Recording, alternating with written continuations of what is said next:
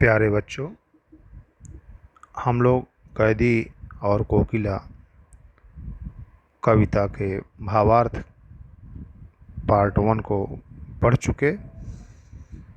उसमें हमने देखा कि कवि के क्या अंदेशे और क्या अनुमान और क्या कल्पनाएं थी कि अर्धरात्र में कोयल क्यों चीख रही है। आगे पार्ट 2 देखते हैं। क्या देख न सकती जंजीरों का गहना, हथकड़ियाँ क्यों यह ब्रिटिश राज का गहना, कोल्हू का चर्रक चूं जीवन की तान, गिट्टी पर अंगुलियों ने लिखे गान, हूँ मोट खींचता लगा पेट पर जुआ, खाली करता हूँ ब्रिटिश अकड़ का कुआं। दिन में करुणा क्यों जगे रुलाने वाली, इसलिए रात में गजब ढा रही आली। इस शांत समय में अंधकार को बेध रो रही क्यों हो, इस शांत समय में अंधकार को बेध रो रही क्यों हो, कोकिल बोलो तो। चुपचाप मधुर विद्रोह बीज इस भांति बो रही क्यों हो, कोकिल बोलो तो। काली तू रजनी भी काली, शासन की करनी भी काली, काली लहर कल्पना काली, मेरी काल कोठरी काली, टोपी काली कमली काली, मेरी लौह श्रृंखला काली, पहरे की हुंकृत की ब्याली, तिस पर है गाली ए आली। इस काले संकट सागर पर मरने की मदमाती, इस काले संकट सागर पर मरने की मदमाती, कोकिल बोलो तो। अपने चमकीले गीतों को क्यों कर हो तैराती, कोकिल बोलो तो। हम देख रहे हैं कि कवि लिख रहा है, वो बता रहा है कि उसके हाथों में हथकड़ी और पैरों में बेड़ियाँ पड़ी हुई हैं। अंग्रेज़ों ने उनको बांध कर रखा है एक दंड स्वरूप अपने तरीके से, परंतु भारतीय कारावास में हथकड़ी और बेड़ियों में बंधे होने के बावजूद उसे बंधन नहीं महसूस करते हैं, बल्कि उसे आभूषण की तरह, गहने की तरह स्वीकार करते हैं। वे जिसे दंड के रूप में देते हैं कि इससे टूट कर बिखर जाएंगे और हम जो चाहते हैं वो होगा, उसे वे भारतीय जो हैं उन यातनाओं को भी बड़ी आसानी से सह लेते हैं, बर्दाश्त कर लेते हैं, और जो उन्होंने हथकड़ी और बेड़ियाँ पहनाए उसे आभूषण की तरह, गहने की तरह स्वीकार कर लेते हैं। हथकड़ियाँ क्यों, ये ब्रिटिश राज का गहना, ये हथकड़ियाँ नहीं है, ये ब्रिटिश राज का दिया हुआ गहना है, आभूषण है। कोल्हू का चर्रक चू जीवन की तान, वहाँ बैलों की तरह इनसे खटाया जाता था, जैसे कोल्हू का बैल होता है उसके आँख में पट्टी बांध करके उसे चलाया जाता है, उसी तरह उनसे वहाँ श्रम कराया जाता था। और उस तरह के श्रम को उन्होंने अपने जीवन की तान मान ली थी, जीवन का लय मान लिया था, जीवन का गीत मान लिया था। उसे वे, जैसे व्यक्ति खुश होता है, प्रसन्न होता है, तो कोई गीत उसके मन आ जाते हैं और गुनगुनाने लगता है, उसी तरह वह गीत के रूप में उसे स्वीकार करता है। कोल्हू का चर्रक चू जीवन की तान, गिट्टी पर अंगुलियों ने लिखे गान।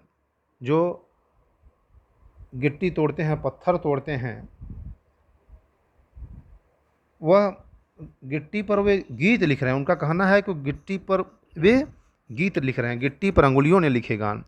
हूँ मोट खींचता लगा पेट पर जुआ, खाली करता हूँ ब्रिटिश अकड़ का कुआं।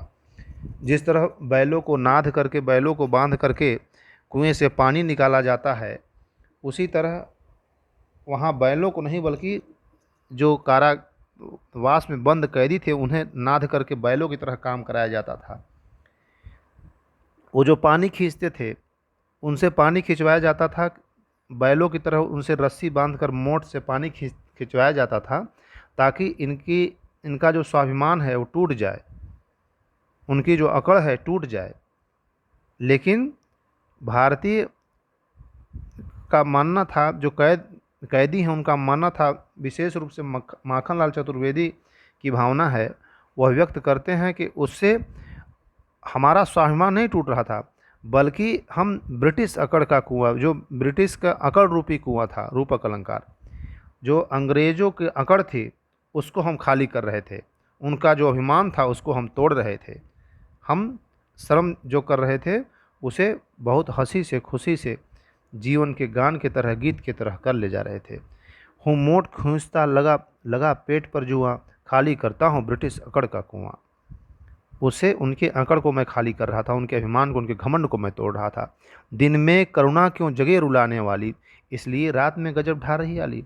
वे फिर कह रहे हैं कि दिन में रुलाने वाले जो भाव हैं, जो करुण भाव हैं, वो न आए, लोग रुदन न करें, इसलिए रात में इस तरह की अपनी अभिव्यक्ति दे रही हो। कोयल से फिर प्रश्न, फिर पूछ रहे हैं, इस शांत समय में अंधकार को बेध रो रही क्यों हो। इस शांत समय में, जब कोई स्वर नहीं, कोई ध्वनि नहीं, कोई रव नहीं, ऐसे समय में क्यों अंधकार को बेध रो रही क्यों हो। अंधकार को बेधती हुई, चीरती हुई तुम्हारी आवाज़ आ रही है, तुम्हारी ध्वनि आ रही है, ऐसा क्यों कर रही है। कोकिल बोलो, चुपचाप मधुर विद्रोह बीज इस भांति बो रही क्यों हो। यहाँ एक तरफ तो कहा जा रहा है कि वह चीख रही है, बोल रही है, दूसरी तरफ कह रहे हैं कि चुपचाप मधुर विद्रोह बीज। हालांकि कोयल की वाणी में मधुरता होती है, मिठास होती है, तो वह चीख भी रही है, तब भी उसमें माधुर्य है। तो वो पूछ रहे हैं कि इस तरह मधुर वाणी से विद्रोह रूपी बीज क्यों बो रही हो। अपनी वाणी से कौन सा विद्रोह बता रही हो, क्या जगा रही हो लोगों को, या विद्रोह रूपी बीज बो रही हो, ताकि अंग्रेज़ों के विरुद्ध भारतीयों के मन में आक्रोश पैदा हो और वे अंग्रेज़ों के विरुद्ध संघर्ष में कूद पड़े। यहाँ रूपक अलंकार है, मधुर विद्रोह बीज, चुपचाप मधुर विद्रोह बीज, विद्रोह रूपी बीज, रूपक अलंकार। और यहाँ ब्रिटिश अकड़ का कुआं, यहाँ भी रूपक अलंकार है। आगे देखें, जहाँ माखनलाल चतुर्वेदी हैं वहाँ के दृश्य देखिए। काली तू रजनी भी काली,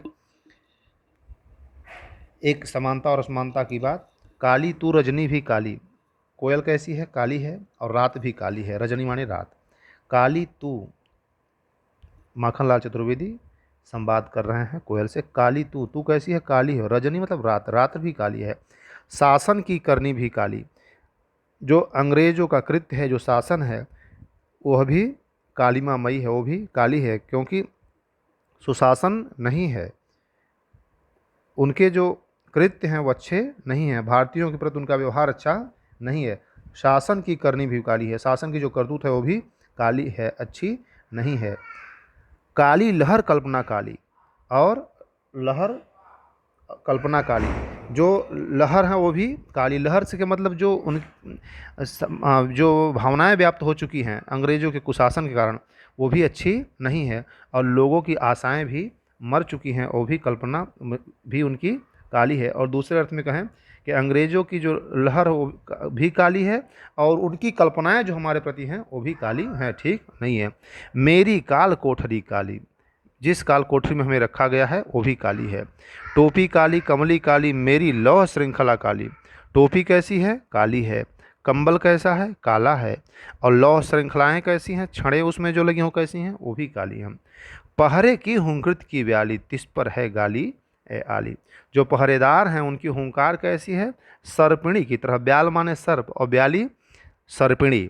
पहरेदारों की जो हुंकार है, जो उनकी डांट है, जो उनका व्यवहार है, जो बोलते हैं तो सर्प की तरह, जैसे जैसे सर्प विष उगलता है उस तरह उन पहरेदारों की हुंकार है, सर्पिणी की तरह। पहरे की हुंकृत की ब्याली, तिस पर है गाली ए आली। इतना सब कुछ होने के बाद भी वो जब बात करते हैं तो गाली के साथ बात करते हैं, बिना गाली के बात नहीं करते हैं। इस काले संकट सागर पर मरने की मदमाती,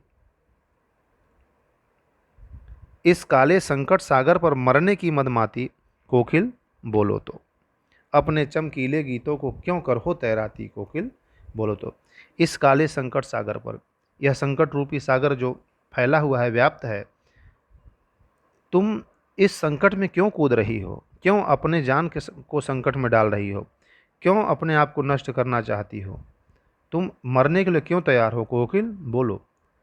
अपने चमकीले गीतों को क्यों कर हो तैराती कोकिल, बोलो तो। अपने इन धारदार तेज चमकीले गीतों से क्या करना चाहती हो? किसे जगाना चाहती हो? किसमें शक्ति भरना चाहती हो? किसको ऊर्जा देना चाहती हो? इस संकट रूपी सागर में तुम क्यों आ रही हो? संकट रूपी सागर, यहाँ रूपक अलंकार ध्यान देंगे। इस काले संकट सागर, संकट रूपी सागर, मरने को मदमाती अनुप्रास, अनुप्रास अलंकार। इस काले संकट सागर पर मरने की मदमाती कोकिल, बोलो तो। अपने चमकीले गीतों को क्यों कर हो तैराती? अपने चमकीले गीतों को ऐसे ही क्यों निकाल दे रही हो, क्यों बहा दे रही हो? कोई फ़ायदा नहीं है। इसलिए तुम्हें अर्धरात्र में बोलना नहीं चाहिए। जो तुम्हारी छवि है, जो तुम्हारी पहचान है, उस पहचान को मिटाना नहीं चाहिए।